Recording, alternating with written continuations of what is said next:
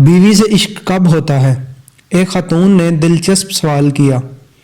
کہنے لگیں تارڑ صاحب، میں نے آپ کا حج کا سفر نامہ موول کعبہ شریف پڑھا ہے، جس میں آپ نے اپنی بیگم کا تذکرہ اس طرح کیا ہے جیسے وہ آپ کی بیوی نہ ہو، گرل فرینڈ ہوں۔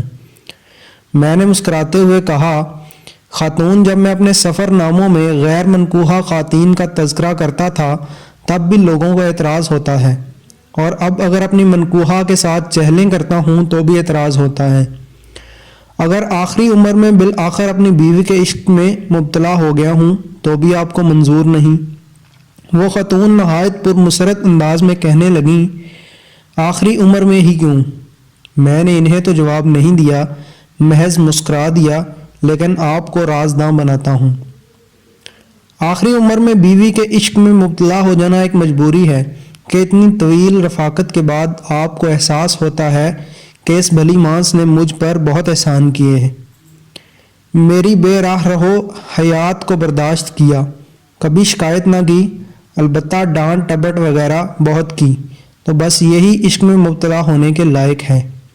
ہمارے ایک دوست کا کہنا ہے کہ جوانی میں بیوی ایک آنکھ نہ باتی تھی۔ مرد آخر مرد ہے، دل میں خیال آتا تھا کہ اگر یہ مر جائے تو سبحان اللہ، میں دوسری شادی کر لوں۔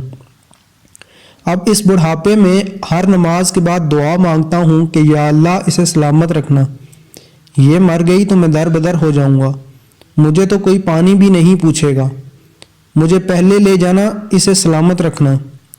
ویسے یہ میرا نصف صدی کا پاسے سونے کی مانت کھرا تجربہ ہے کہ نوجوانی میں اپنی بیویوں سے عشق کرنے والے اور اس کا چرچا کرنے والے نے ہمیشہ ان بیویوں سے چھٹکارا حاصل کر کے دوسری شادیاں کی۔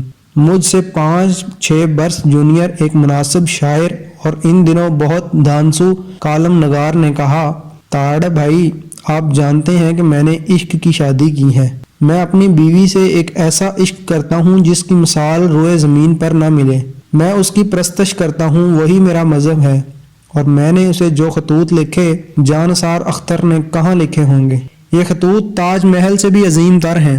میں یہ خطوط کتابی صورت میں شائع کروا رہا ہوں تاکہ آنے والی نسلوں کو معلوم ہو کہ عشق کیا ہوتا ہے، اور اس شہر میں صرف 3 لوگ ہیں جنہیں میں اس قابل سمجھتا ہوں کہ وہ خطوط کی اس کتاب کا فلیپ تحریر کریں، اعتزاز احسن، منو بھائی اور آپ۔ انہوں نے لکھ دیا، آپ بھی لکھ دیں۔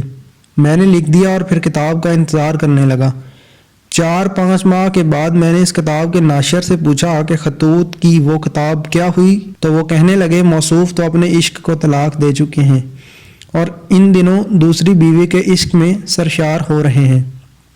میرے ابا جی کے ایک دوست نسبت روڈ چوک کے قریب حکمت کی دکان کرتے تھے۔